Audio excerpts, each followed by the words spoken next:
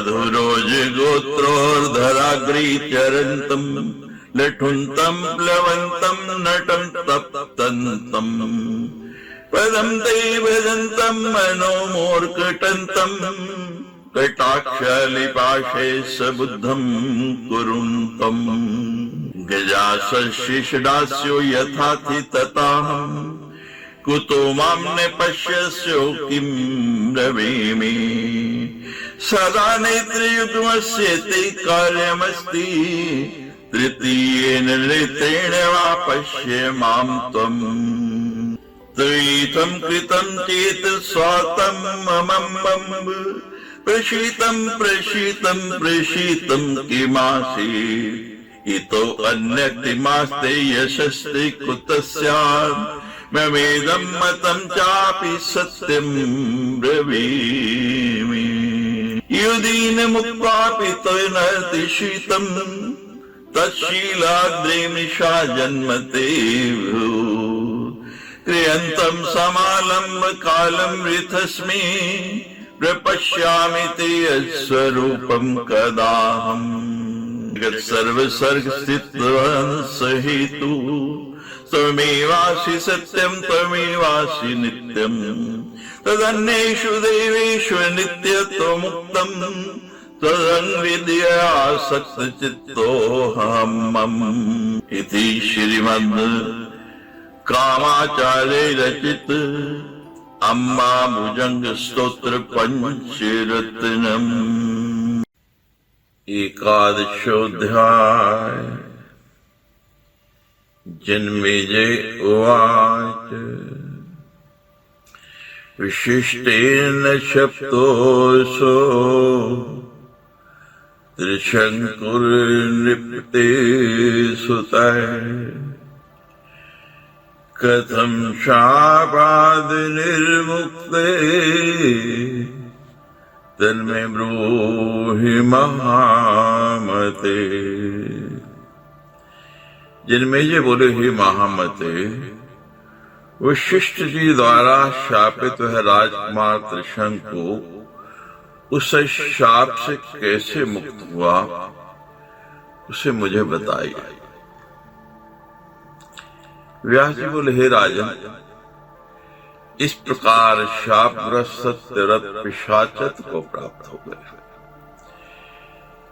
वे देवी भक्ति में संलग्न होकर उसी आश्रम में रहने लगे। कदाचिन निप्ते तत्र जपत्वा मंत्रं नवाक्षरम् होमार्थं ब्राह्मणं गत्वा प्रणम्योवाच भक्तिते भूमे देवा शृणुध्वं वै वचनं प्रणतस्य मे ऋत्विजो मम सर्वे यत्र भवन्तः प्रभुवन्तु है जपस्येषेदशांशेन होमे कार्यो विधानते भवद्भिः कार्ये सिद्ध्यर्थम् वेद विद्भिः कृपा परे सत्यव्रतोऽहं नृपते पुत्रो रम्यतां वरा कार्यं विधातव्यम् सर्वथा सुखहेतवे।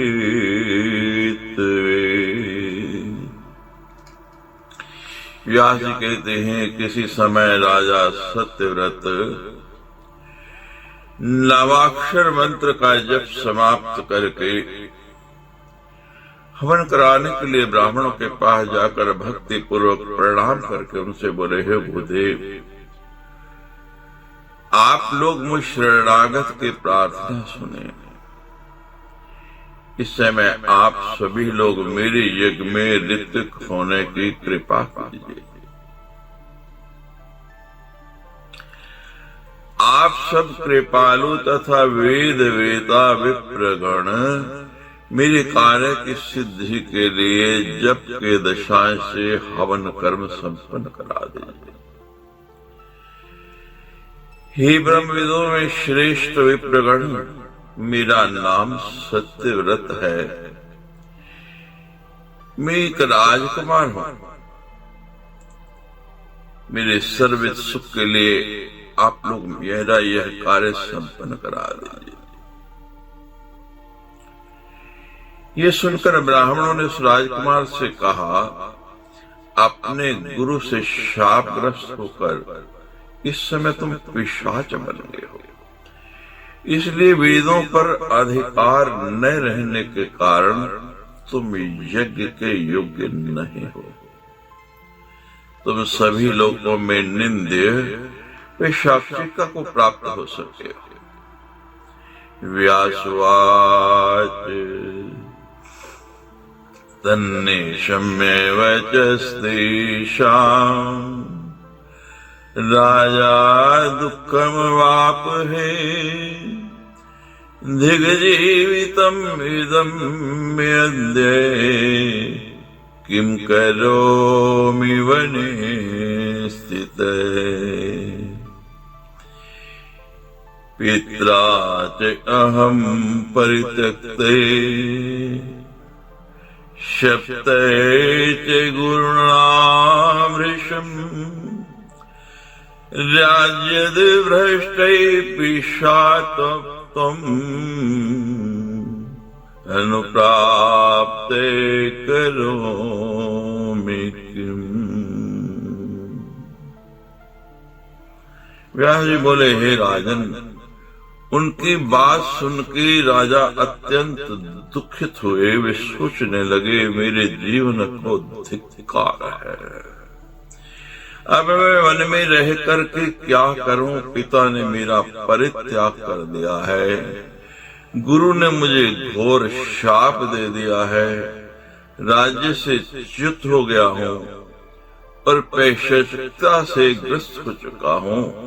तो ऐसी स्थिति में मैं क्या करूं? तत्पश्चात उस राजकुमार ने लकड़ियों से एक बहुत बड़ी चिता तैयार की और उसमें प्रवेश करने का विचार करते हुए भगवती चंडिका का स्मरण किया। स्मरण करते ही भगवती महामाया को याद करते हुए उसने चिता को प्रज्वलित कर दिया और स्नान दान करके उसमें प्रविष्ट होने के लिए दोनों हाथ जोड़कर चिता के सामने खड़ा हो गया। राजकुमार सत्यव्रत मरने हेतु उद्यत है, ऐसा जानकर भगवती जगदम्बा उनके सामने आकाश में प्रत्यक्ष स्थित हो गई। हे महाराज, दत्तात् दर्शनम् देवी तमोवाच नृपात्मजम् सिंहारूढ़ा महाराज मृग गंभीरिया गिरा। सिंह पर आरूढ़ होकर वे देवी राजकुमार को दर्शन प्रदान करके मेघ के समान गंभीर वाणी में कहने लगे। देव्युवाच किम ते व्यस्वतिं साधो हुताशी मातनुं त्यज स्थिरो भवे महाभाग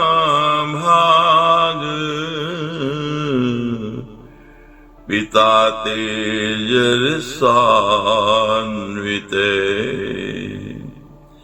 राज्यं दत्त्वा वने तुभ्यम् गन्तास्ति तपसि किल विषादं त्यज हे वीर परशोहनि भूपते नेतुं त्वमागमिष्यति सचिवाश्च पितु तव मत्प्रसादात् पिता चित्तं विश्वचे नृपासने। देवी बोली, ही साधो, आप यह दुष्प्रयास क्यों कर रहे हैं? इस तरह अग्नि में देह त्याग मत कीजिए। ये महाभाग, आप स्वस्थ हो जाइए। आपकी वृद्ध पिता आपको राज्य सौंपकर तपस्या के लिए वन में जाने वाले हैं। हे वीर, शोक का त्याग कीजिए। हे राजन, आपके पिता कि मंत्रीगण आपको ले जाने के लिए परसों आएंगे। मेरी कृपा के प्रभाव से आपके पिताजी राज सिंहासन पर आपका अभिषेक करने की कामना लेकर विजय प्राप्त कर ब्रह्मलोक के लिए प्रस्थान करेंगे। ये सुनिश्चित है। व्यास जी बोले, राजकुमार से ऐसा कहकर कि वो देवी वहीं अंतर्धान हो गई। तब राजकुमार सत्यव्रत ने जिला में जलने का विचार छोड़ दिया।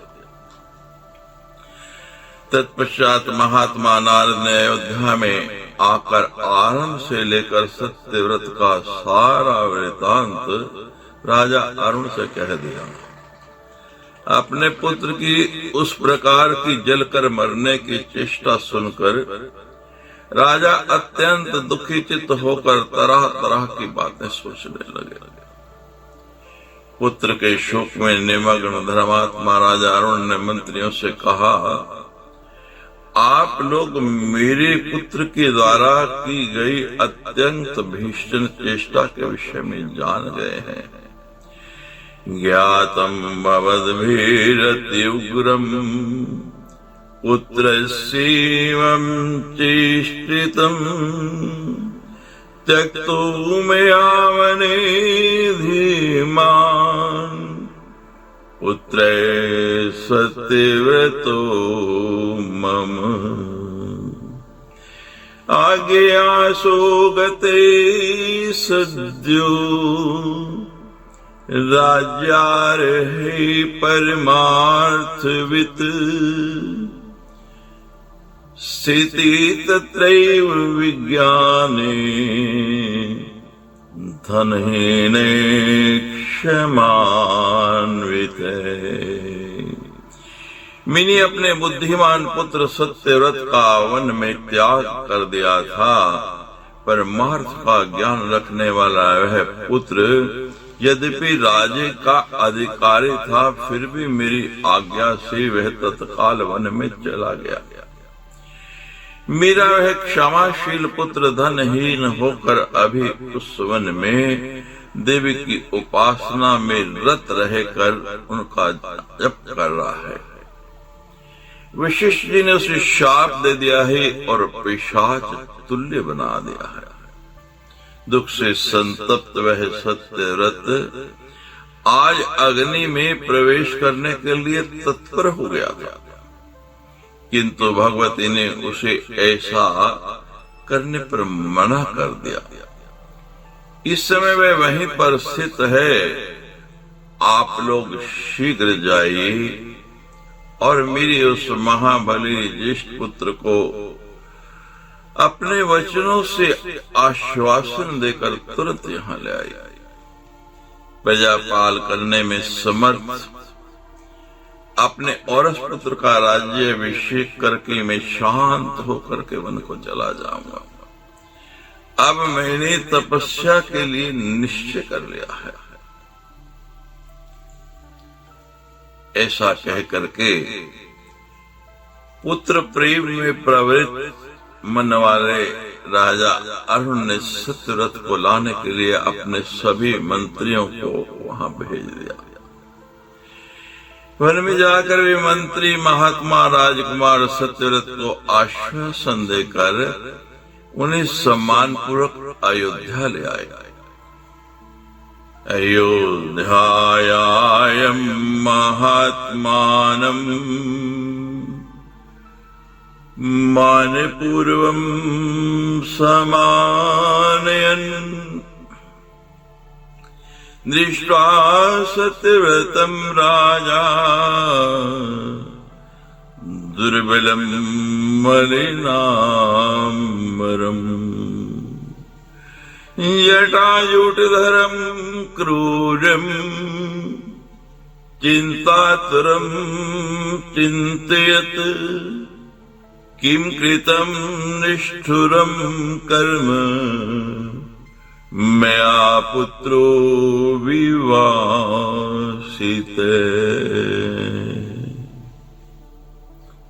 सत्यव्रत को अत्यंत दुर्बल मलिन वस्त्र धारण किए हुए बड़े बड़े जटाजूट वाला भयंकर तथा चिंता से व्यग्र देख करके ये राजा सोचने लगे कि मैंने यह कैसा निष्ठुर कर्म कर डाला, जो कि धर्म का वास्तविक स्वरूप जानते हुए भी मैंने राजपद के योग्य तथा अत्यंत मेधावी पुत्र को निवासित कर दिया था। हे राजा, इस प्रकार मन ही मन सोचकर महाराज अरुण ने राजकुमार सत्यव्रत को वक्षस्थल से लगा लिया और उसे सम्यक आश्वासन देकर अपने पास में स्थित आसन पर बिठा दिया।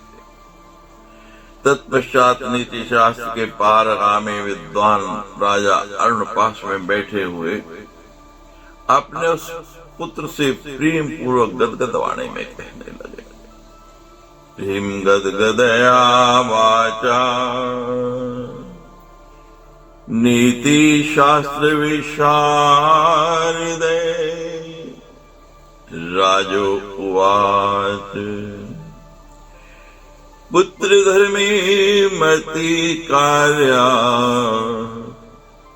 मानने मुखोद्भवा न्यायगतं धनं ग्राह्यं रक्षणीया सदा प्रजा न सत्यं कापि वक्तव्यं न मार्गे गमनं क्वचित् शिष्ट प्रोक्तं प्रकर्तव्यं पूजनीया तपस्विने हन्तव्येदस्य वै क्रूरा इंद्रियाणाम तथा जय। राजा बोले, हे पुत्र, तुम सदा धर्म में ही अपनी बुद्धि लगाना, विप्रों का सम्मान करना, न्यायपूर्वक प्राप्त धन ही ग्रहण करना, प्रजाओं की सर्वदा रक्षा करना, कभी असत्य भाषण मत करना, निंदित मार्ग का अनुसरण मत करना, शिष्ट जनों की आज्ञा के अनुसार ही कार्य करना, तपस्वियों की पूजा करना, क्रूर लटेरों का दमन करना तथा इंद्रियों को अपने वश में रखना। हे पुत्र, कार्य सिद्धि के लिए राजा को अपने मंत्रियों के साथ सदा गुप्त मंत्रणा करते रहना चाहिए।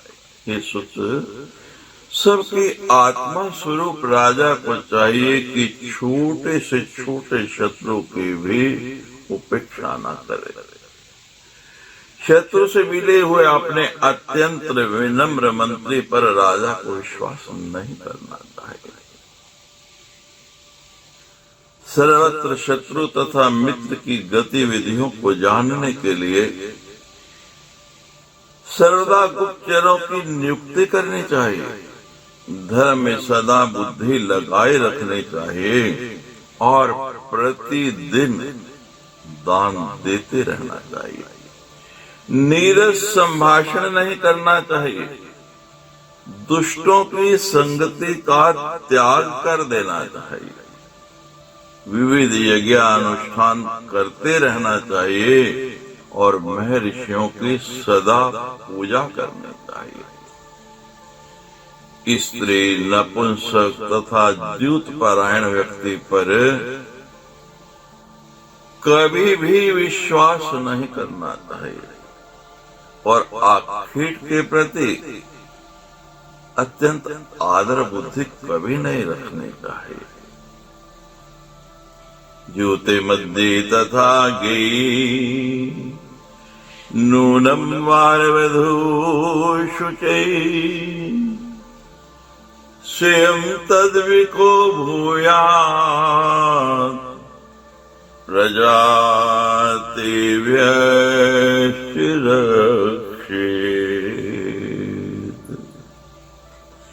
ब्राह्मे मुहूर्ते कर्तव्यम्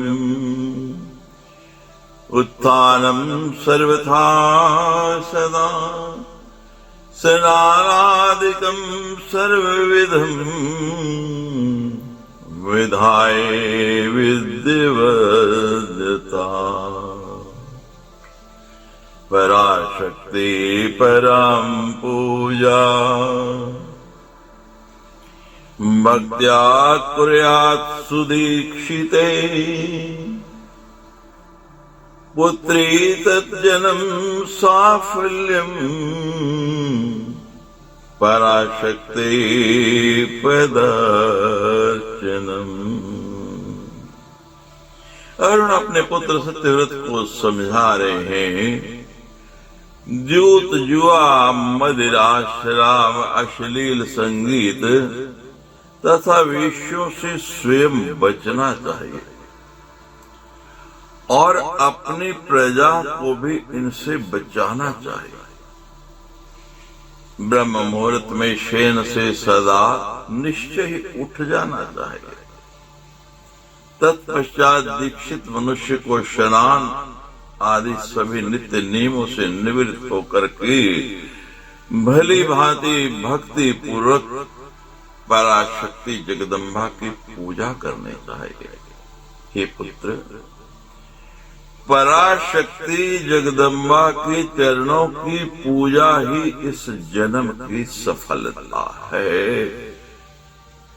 उसकी पूजा करने से ही ये जन्म जो है सफल होता है, अन्यथा नहीं। इसलिए बिना किसी प्रमाद के, बिना कोई आलस किए हुए, बड़ी श्रद्धा से, बड़े प्रेम भाव से नित्य प्रति प्रतिदिन भगवती की आराधना, उनकी पूजा, उनकी अर्चना, उनका वंदन ये सदा करते ही रहना चाहिए। इससे भगवती जगदम्बा प्रसन्न होते हैं। तो जगदम्बा प्रसन्न होती है तो व्यक्ति का जीवन जो है वो निष्कंटक हो जाता है। सकृत कृत्वा महापूजां देवी पादं जलं पिबन् निजातु जननी गर्भे गच्छेदिति विनिश्चय। सर्वं दृश्यं महादेवी द्रष्टा साक्षी च सेविः इति तद्भाव भरे तिष्ठेनि निर्भयचेष्टा।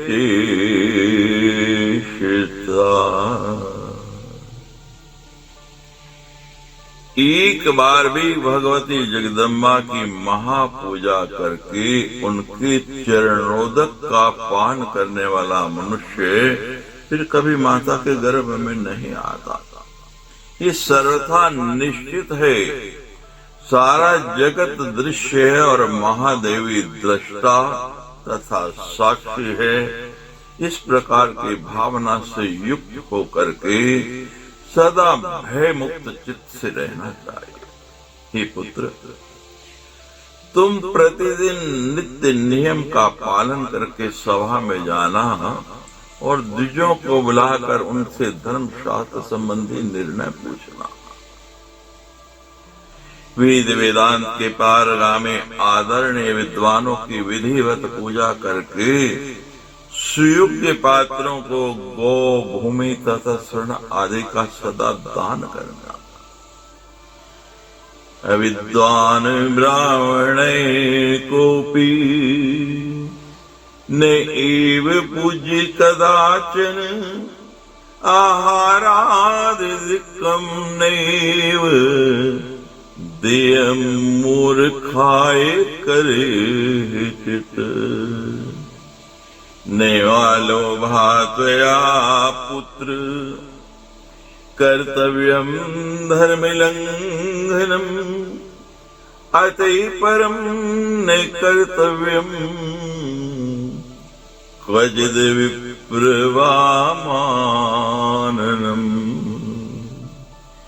ब्राह्मणा भूमि देवाश्चे माननीया प्रयत्नता कारणं क्षत्रियाणां चे द्विजा एव नैसंशये। तुम कभी भी किसी मूर्ख ब्राह्मण की पूजा मत करना और मूर्ख व्यक्ति को कभी भी भोजन से अधिक कुछ मत देना। हे पुत्र, तुम किसी भी परिस्थिति में लोभवश धर्म का उल्लंघन मत करना। इसके अतिरिक्त तुम्हें कभी भी विप्रों का अपमान नहीं करना चाहिए। पृथ्वी के देवता स्वरूप ब्राह्मणों का प्रयत्न पूर्वक सम्मान करना चाहिए। क्षत्रियों के एकमात्र आधार ब्राह्मण ही हैं, इसमें कोई संदेह नहीं है। अदभयो अग्निर्ब्राह्मणे क्षत्रमश्मनो लोहमुत्थितम् तेषां सर्वत्र गम तेजै स्वासु योनिषु शम्यते तस्माद्राज्ञा विशेषेण माननीया मुखोद्भवान् दानेन विनेनैव सर्वसाभूतिमीक्षिता दंडनीति सदा कार्या धर्मशास्त्रानुसारिते कोशस्य संग्रहे कार्या नूनम न्यायगतस्य।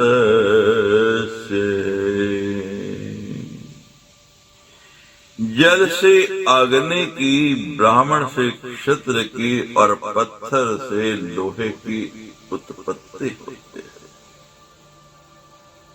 उनका सर्वत्रगामी तेज अपने ही योनि में शांत होता है। अतः ऐश्वर्य की इच्छा रखने वाले राजा को विशेष रूप से विनम्रता पूर्वक दान के द्वारा ब्राह्मणों का सत्कार करना चाहिए। राजा को चाहिए वे धर्मशास्त्र के अनुसार दंड नीति का पालन करे और न्याय से उपार्जित धन का निरंतर संग्रह करे। इति श्रीमद्देवी भागवती महापुराणे अष्टादशसहस्रम संहितायां सप्तम स्कंधे सत्यव्रताय राजनीति उपदेश वर्णम नाम एकादशो अध्याय। सच्ची दरबार की जय।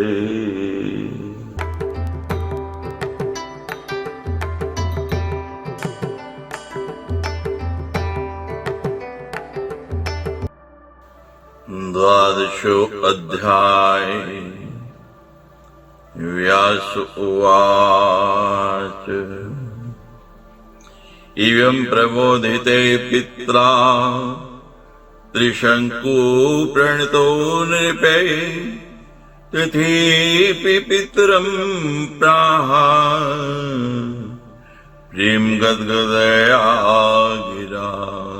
व्यास जी बोले, ही महाराज जनमेजय, इस प्रकार पिता के समझाने पर राजकुमार त्रिशंकु ने हाथ जोड़ के प्रेम पूर्वक गदगद वाणी से पिता से कहा कि हे पिताजी, आप जैसा कह रहे हैं मैं वैसा ही करूंगा।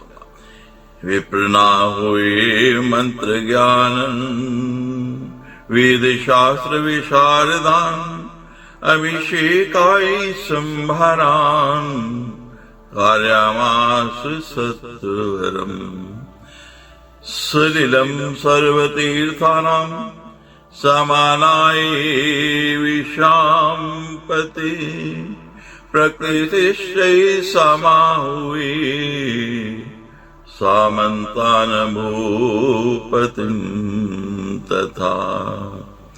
तत्पश्चात महाराज अरुण ने वेद शास्त्र के पारगामी विद्वान तथा मंत्रवेदा ब्राह्मणों को बुलाकर अभिषेक की सारी सामग्रियां तुरंत एकत्र कराई और संपूर्ण तीर्थों का जल मंगाकर तथा सभी मंत्रियों, सामंतों और नरेशों को बुलाकर शुभ दिन में उस राजकुमार का विधि पूर्वक श्रेष्ठ राज्य सिंहासन पर आसीन कर दिया। इस प्रकार पिता ने पुत्र शंकु को राज्य पर विधि पूर्वक अभिषिक्त करके अपने धर्म पत्नी के साथ पवित्र तीसरे आश्रम वानप्रस्थ को ग्रहण किया और वे वन में गंगा के किनारे जाकर के कठोर तप करने लगे। आयु समाप्त हो जाने पर वे स्वर्ग को चले गए। वहां वे देवताओं के द्वारा भी पूजित हुए और इंद्र के समीप स्थित रहते हुए सदा सूर्य की भांति सुशोभित होने लगे। राजोवाच पूर्वं भगवता प्रोक्तम् कथा योगिनि साम्प्रतम् सत्यव्रतो विशिष्टेन शप्ते दोग्ध्रिवधात् किल कुपितेन पिशाचत्वं प्रापितो गुरुणा तते कथं मुक्ते पिशाचत्वादि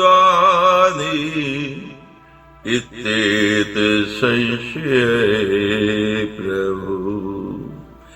राजा जनमेजय कहने लगे, हे व्यास जी, आप पूज्यवर ने कथा के प्रसंग में अभी अभी बताया कि गुरुदेव वशिष्ठ ने पयस्विनी गो का वध कर देने के कारण राजकुमार सत्यव्रत को कुपित होकर के शाप दे दिया और वह पिशाचत्व को प्राप्त हो गया।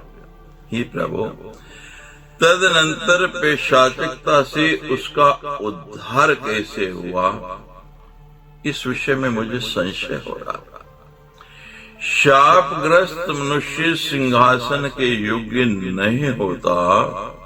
सत्यव्रत के दूसरे किस कर्म के प्रभाव से मुनि वशिष्ठ ने उसे अपने शाप से मुक्त कर दिया? हे विप्रशे, उस शाप से मुक्ति का कारण बताइए और मुझे यह भी बताइए कि कैसे वे निंद्य आकृति वाले पुत्र को उसके पिता राजा अरुण ने अपने घर वापस क्यों बुलाया? व्यासवाच विशिष्टेन शप्तोसु सद्ये पेशाचतं गते दुर्विष्यति दुर्धर्षे सर्वे लोक भयंकरे यदि उपासिता देवी भक्त्या सतव्रतेन है तया प्रसन्नया राजन् दिव्य देह कृते क्षणाम् पिशाचत्वं गतं तस्य पापं चैव क्षयं गतम् विपात्मा च अति तेजस्वी संभूते तत्कृपामृतात्। दाजी बोले, हे राजन, मुनि विशिष्ट के द्वारा शापित वह सत्यरत तत्काल पैशाचिकता को प्राप्त हो गया। इसके फल स्वरूप वह कुरूप, दुर्धर्ष तथा सब प्राणियों के लिए भयंकर हो गया। किंतु ही राजन, जब उस सत्यव्रत ने भक्ति पूर्वक भगवती की उपासना की, तब भगवती ने प्रसन्न होकर क्षण भर में ही उसे दिव्य शरीर वाला बना दिया। भगवती की कृपा अमृत से उसकी पैशाचिकता समाप्त हो गई और उसका पाप नष्ट हो गया। अब वह पाप रहित तथा अति ओजस्वी हो गए। भगवती की कृपा से विशिष्ट जी भी प्रसन्न चित्त हो गए और उसके पिता अरुण भी प्रेम से परिपूर्ण हो गए। पिता के मृत हो जाने पर धर्मात्मा राजा सत्यव्रत राज्य पर सम्यक शासन करने लगा। वे अनेक प्रकार के यज्ञों के द्वारा देवेश्वरी सनातनी भगवती जगदम्बा की उपासना में तत्पर रहने लगा। उस शंकु सत्यव्रत के पुत्र हरिश्चंद्र हुए, जो शास्त्रोक्त शुभ लक्षणों से संपन्न तथा परम सुंदर रूप वाले थे। युवराजं सुतं कृत्वा त्रिशंकु पृथ्वीपति मानुषेण शरीरेण स्वर्गं भोक्तुमनोदधे।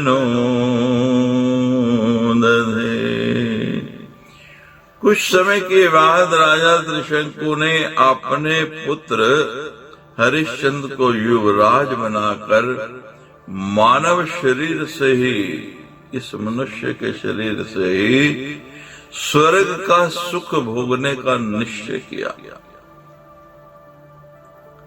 विशिष्टाश्रयं गत्वा प्रणम्य विधिवन् नृपे उवाच वचनं प्रीते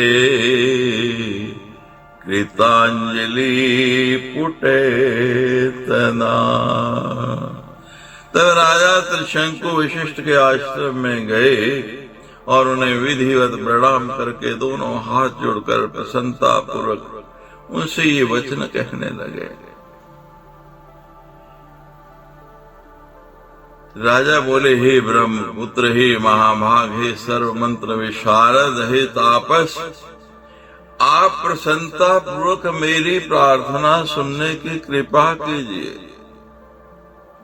अब स्वर्ग लोक का सुख भोगने की इच्छा मेरे मन के अंदर उत्पन्न होती है। अप्सराओं के साथ रहने, नंदन वन में क्रीड़ा करने तथा देव गंधर्वों का मधुर गीत सुनने आदि दिव्य भोगों को मैं इसी मानव शरीर से भोगना चाहता हूँ। याजित्वम् अखिलाशु तादृशेन महामुने यथानेन शरीरेण वसे लोकं त्रिविष्टपम्। समर्थोऽसि मुनिश्रेष्ठ कुरु कार्ये ममाधुना प्राप्याशु मखं कृत्वा देवी लोकं दुरासदम्। महामुने, आप शीघ्र ही मुझसे ऐसा यज्ञ संपन्न कराइए जिससे मैं इसी मानव शरीर से स्वर्ग लोक में निवास कर सकूं। हे मुनिश्रेष्ठ, आप सर्व समर्थ हैं, अतः मेरा यह कार्य अब पूर्ण कर दीजिए। यज्ञ संपन्न कराकर मुझे अत्यंत दुर्लभ देवलोक की प्राप्ति करा दीजिए। वशिष्ठोवाच राजन, मानुष दीन स्वर्गे वास सुदुर्लभ है, मृतस्य हि ध्रुवं स्वर्गे कथिते पुण्य कर्मणा। विशिष्ट बोले, हे राजन, मानव शरीर से स्वर्ग लोक में निवास करना अत्यंत दुर्लभ है। मरने के पश्चात ही पुण्य कर्म के प्रभाव की स्वर्ग की सुनिश्चित प्राप्ति कही गई। अतः हे सर्वज्ञ, तुम्हारे इस दुर्लभ मनोरथ को पूर्ण करने में मैं डर रहा हूं। जीवित प्राणी के लिए अप्सराओं के साथ निवास संभव नहीं है। अतः हे महाभाग, आप अनेक यज्ञ कीजिए, मृत्यु के अनंतर आप स्वर्ग प्राप्त कर लेंगे। व्यास जी बोले, हे राजन, वशिष्ठ जी का यह वचन सुनकर अत्यंत उदास मन वाले राजा त्रिशंकु ने पहले से ही कुपित उन मुनिवर वशिष्ठ से कहा, हे ब्राह्मण, यदि आप अभिमानवश मेरा यज्ञ नहीं कराएंगे तो मैं किसी दूसरे को अपना पुरोहित बनाकर इसी समय यज्ञ करूंगा। उनका यह वचन सुनते ही वशिष्ठ जी ने क्रोधित होकर राजा को शाप दे दिया, हे दुर्बुद्धि, तुम चंडाल हो जाओ, इसी शरीर से तुम अभी नीच योनि को प्राप्त हो जाओ। स्वर्ग को नष्ट करने वाला तथा सुरभि के वध से दोष से युक्त हे पापिष्ठ, स्वर्ग कृंदन पापिष्ट, सुरभिवद दूषित, ब्रह्म पत्नी हरो छिन्न, धर्म मार्ग विदूषक। विप्र की भार्या का हरण करने वाले तथा धर्म मार्ग को दूषित करने वाले हे पापी, मरने के बाद भी तुम किसी प्रकार स्वर्ग नहीं प्राप्त कर सकते। व्यास जी बोले, हे राजन, गुरु वशिष्ठ के ऐसा कहते ही त्रिशंकु तत्क्षण उसी शरीर से चंडाल हो गए। उनके रत्न में कुंडल उसी क्षण पत्थर हो गए तथा शरीर में लगा हुआ सुगंधित चंदन दुर्गंध युक्त हो। उनके शरीर पर धारण किए हुए दिव्य पीताम्बर कृष्णवश के काले रंग के हो गए। महात्मा वशिष्ठ के शाप से उनका शरीर गजवर्ण जैसा धूमिल हो गया। हे राजन, भगवती के उपासक मुनि वशिष्ठ के रोष के कारण ही त्रिशंकु को यह फल प्राप्त हुआ। गजवर्णो भवे देहे शापातस्य महात्मने, उपासक रोषेण फल में तद भूल नृप। तस्माशि शक्ति भक्तो ही न माने कदाचन, गायत्री जप निष्ठो ही विशिष्टो मुनि सत्तमे। हे राजन, भगवती के उपासक मुनि वशिष्ठ के रोष के कारण त्रिशंकु को यह फल प्राप्त हुआ। इसलिए भगवती जगदम्बा के भक्त का कभी भी अपमान नहीं करना चाहिए। मुनि श्रेष्ठ वशिष्ठ जी बड़े निष्ठा के साथ गायत्री जप में संलग्न रहते थे। हे राजन, उस समय अपना कलंकित शरीर देख करके राजा त्रिशंकु अत्यंत दुखी हुए। इस प्रकार दीन दशा को प्राप्त हुए राजा घर नहीं गए, अपितु जंगल की ओर चले गए। शोक संतप्त हुए त्रिशंकु दुखित होकर सोचने लगे कि अब मैं क्या करूं और कहां जाऊं, मेरा शरीर तो अत्यंत निंदित हो गया है। मुझे कोई ऐसा उपाय नहीं सूझ रहा जिससे मेरा दुख दूर हो सके। यदि मैं आज घर जाता हूं तो मुझे इस स्वरूप में देखकर पुत्र को महान पीड़ा होगी और भार्या भी मुझ चंडाल के रूप में देखकर कभी स्वीकार नहीं करेगी।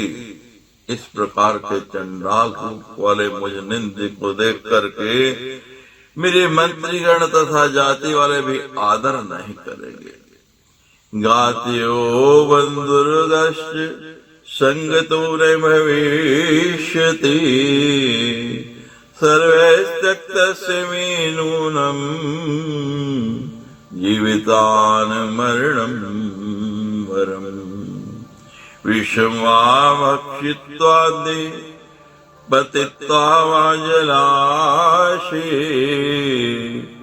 कित्वा वा कंठपाशं चे देहत्यागं करोम्यहम् अग्नो वा जलिते देहम् जुहोमि विधिवद् बधात् कित्वावानिशनं प्राणान् त्यजामि दूषितान् वृषम्। मेरे भाई बंधु भी संग में नहीं रहेंगे। इस प्रकार सभी लोगों के द्वारा परित्यक्त किए जाने वाले मेरे लिए तो जीने की अपेक्षा मर जाना है अच्छा है। अतः अब मैं विष खाकर जलाशय में कूदकर या गले में फांसी लगाकर देह त्याग कर दूं अथवा विधिवत प्रज्वलित अग्नि में अपने देह को जला डालूं या फिर अनशन करके अपने कलंकित प्राणों का त्याग कर दूं। आत्महत्या भवी नूनम पुनर्जन्मनि जन्मनि पश्चत्वं च शापश्चे हत्या दोषद भवेदपि। ऐसा विचार आते ही उन्होंने पुनः सोचा कि आत्म हत्या करने से मुझे निश्चय ही जन्म जन्मांतर में पुनः चंडाल होना पड़ेगा और आत्म हत्या दोष के परिणाम स्वरूप में शाप से कभी भी मुक्त नहीं हो सकूंगा। पुनर्विचारे भूपाले चेतसा संचिन्तयत् आत्महत्या न कर्तव्या सर्वथैव मयाधुना भोक्तव्यं सुकृतं कर्म देहानानेन कानने भोगिनास्य विपाकस्य भविता सर्वथा। ऐसा सोचने के बाद राजा ने अपने मन में पुनः विचार किया कि इस समय मुझे किसी भी स्थिति में आत्महत्या नहीं करनी चाहिए, अपितु वन में रहकर मुझे अपने द्वारा किए गए कर्म का फल इसी शरीर से भोग लेना चाहिए, क्योंकि इससे इस कर्म का फल जो है वो सर्वथा समाप्त हो जाएगा। भोग से ही प्रारब्ध कर्मों का क्षय होता है, अन्यथा इनका क्षय नहीं होता। इसलिए अब यहाँ पर तीर्थों का सेवन, भगवती जगदम्बा का स्मरण तथा साधु जनों की सेवा करते हुए मुझे अपने द्वारा किए गए शुभ तथा अशुभ कर्मों का फल भोग लेना चाहिए। एवं कर्क्षेयं नूनम कृष्यामि वने वसन् भाग्य योगात् कदाचित् भवेत् साधु समागमे। इस प्रकार वन में रहते हुए मैं अपने कर्मों का क्षय अवश्य करूंगा। साथ ही संभव है कि भाग्यवश किसी साधु जन से मिलने का भी कभी अवसर प्राप्त हो जाए। मन में ऐसा सोचकर राजा त्रिशंकु अपना नगर छोड़कर गंगा के तट पर चले गए और अत्याधिक चिंतित रहते हुए वहीं रहने लगे। उसी समय पिता के शाप का कारण जानकर राजा हरिश्चंद्र अत्यंत दुखी हुए और उन्होंने अपने मंत्रियों को पिता त्रिशंकु के पास भेजा। मंत्रीगण वहां शीघ्र पहुंचकर बार बार दीर्घ श्वास ले रहे चंडाल की आकृति वाले राजा त्रिशंकु को प्रणाम कर विनम्रता पूर्वक उनसे बोले, हे राजन, आपके पुत्र हरिश्चंद्र की आज्ञा से यहाँ आए हुए हम लोगों को आप मंत्री समझे। ही महाराज, आपके पुत्र युवराज हरिश्चंद्र ने हमसे जो कहा है उसे आप सुनिए। आप लोग मेरे पिता राजा त्रिशंकु को सम्मान पूर्वक यहाँ ले आइए, ऐसा हरिश्चंद्र ने हमसे कहा है।